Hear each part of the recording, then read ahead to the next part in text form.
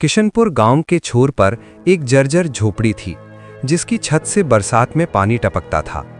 इसी झोपड़ी में आर्यन रहता था। आर्यन के जीवन की शुरुआत ही दुखों के साए में हुई थी। उसकी माँ उसे जन्म देते ही संसार छोड़ गई थी और पिता, जो गांव के रक्षक माने जाते थे, एक रात नीलगिरी के जंगलों में गए और फिर कभी नहीं लौटे। गांव के मंदिर के पुजारी पंडित जी और उनकी पत्नी पार्वती ने आर्यन को अपने पुत्र की तरह पाला। पार्वती अक्सर उसे खाना खिलाते हुए कहती, बेटा, तू खुद को अकेला मत समझ। भगवान की लाठी में आवाज नहीं होती, पर उसका न्याय सबसे बड़ा होता है। आर्यन अब 20 वर्ष का गबरू जवान हो चुका था।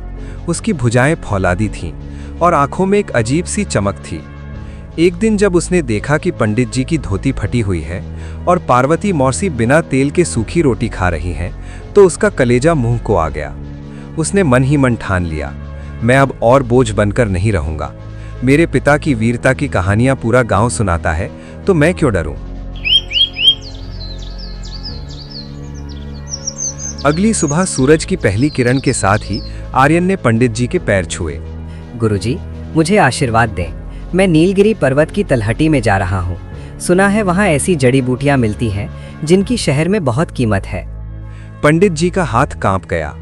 नहीं आर्यन, उस तरफ मत जाना। वो जंगल साधारण नहीं है। वहाँ हवाएं बातें करती हैं और पेड़ रास्ता बदल लेते हैं। तेरे पिता भी उसी जंगल की भेंट चढ़ गए थे। आर्यन ने मुस्कुराते हुए कहा, पिताजी का कर्ज चुकाने का यही समय है गुरुजी। अगर मैं डर कर बैठ गया तो उनकी आत्मा को शांति कैसे मिलेगी। पंडित जी ने उसे एक रक्षा सूत्र बांधा और कुछ अभिमंत्रित अक्षत यानी चावल दिए। आर्यन कुल्हाड़ी और झोला लेकर निकल पड़ा। जैसे जैसे वो गांव से दूर हुआ, हवा ठंडी और भारी होने लगी। पक्षियों की चहचहाहट कम हो गई और एक अजीब सी खामोशी छा गई। जंगल के भीतर पहुंचते ही आर्यन को लगा जैसे कोई उसका पीछा कर रहा है। अचानक उसे झाड़ियों में एक छटपटाहट सुनाई दी। उसने करीब जाकर देखा तो दंग रह गया। एक अति सुंदर सुनहरा हिरण कांटों वाली झाड़ी में फंसा हुआ था। उसकी खाल से सोने जैसी चमक निकल रही थी, लेकिन उसकी आंखों में आंसू थे। आर्यन ने अपनी कुल्हाड़ी से झाड़ियां काटी और बड़ी सावधानी से हिरण को बाहर निकाला। जैसे ही हिरण मुक्त हुआ, वो भागा नहीं, बल्कि वो अपने पिछले पैरों पर खड़ा हो गया और उसका शरीर इंसानी आकार लेने लगा। शुक्रिया आर्यन, तुम्हारी करुणा ने आज मुझे फिर से उम्मीद दी है, हिरण ने एक गूंजती हुई भारी आवाज में कहा। आर्यन पीछे हट गया। तुम बोल सकते हो? तुम कौन हो? हिरण, जो अब एक परछाई जैसा दिख रहा था, बोला, मैं इस राज्य का राजकुमार था।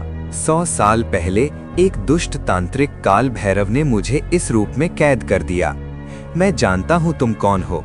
तुम सेनापति विक्रम के पुत्र हो। तुम्हारे पिता मरे नहीं हैं। वे इसी जंगल की गहराइयों में एक ऐसी जगह कैद हैं जहां समय रुक जाता है। ये सुनकर आर्यन के हाथ से कुल्हाड़ी छूट गई। मेरे पिता जीवित हैं, मुझे ले चलो उनके पास। हिरण उसे एक ऐसी घाटी की ओर ले गया जहां दिन में भी अंधेरा रहता था। वहां एक विशाल गुफा थी जिसका द्वार शेर के मुंह जैसा था। इस गुफा के भीतर तुम्हारे पूर्वजों का धन है आर्यन।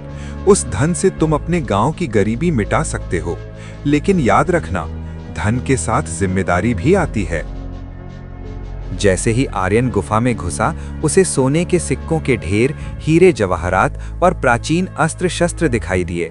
उसकी आंखें चौंधे आ गईं, लेकिन उसकी नजर एक काले पत्थर के स्तंभ पर पड़ी जिस पर अजीबोगरीब आकृतियां बनी थीं। हिरण ने धीरे से कहा, कल रक्त चंद्र की रात है। अगर तुम इस स्तंभ पर अपनी उंगली का थोड़ा सा रक्त अर्पित करोगे तो मैं इस श्राप से मुक्त हो जाऊंगा और बदले में मैं तुम्हें तुम्हारे पिता तक पहुंचा दूंगा। लेकिन ये बात किसी को मत बताना, वरना शक्तियां काम नहीं करेंगी। आर्यन धन लेकर गांव लौटा। उसने पंडित जी को बताया कि उसे जंगल में एक पुराना गुप्त स्थान मिला है, लेकिन पंडित जी की अनुभवी आंखें देख पा रही थीं कि आर्यन कुछ छुपा रहा है।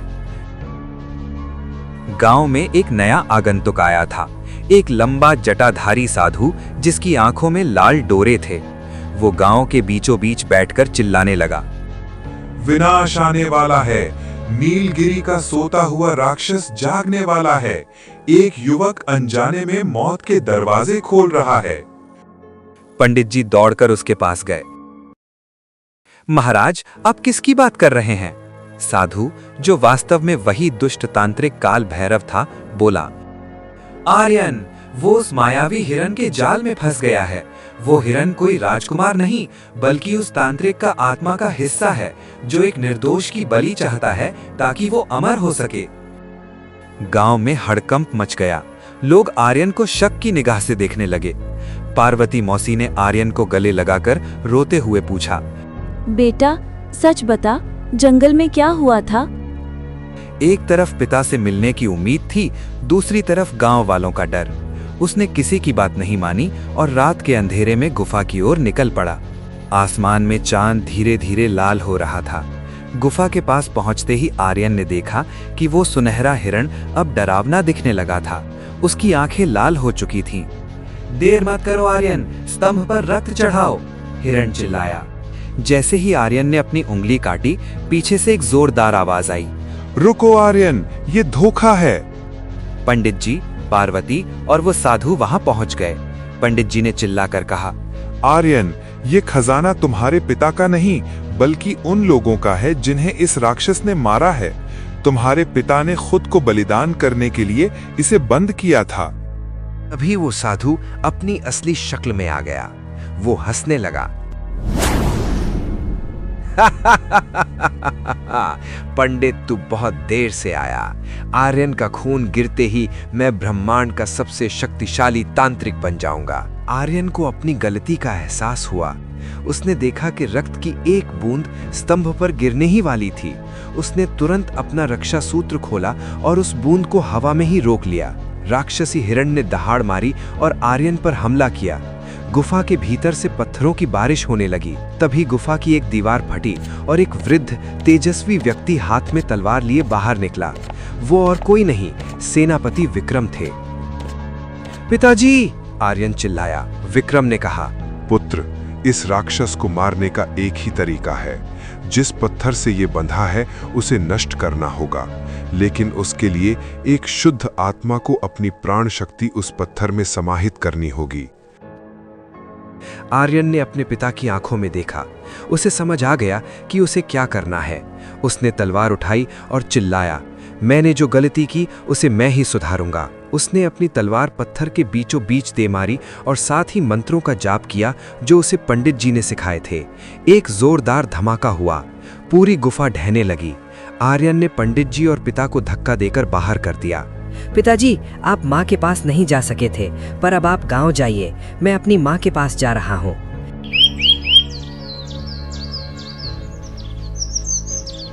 अगले दिन जब सूरज निकला, नीलगिरी पर्वत शांत था।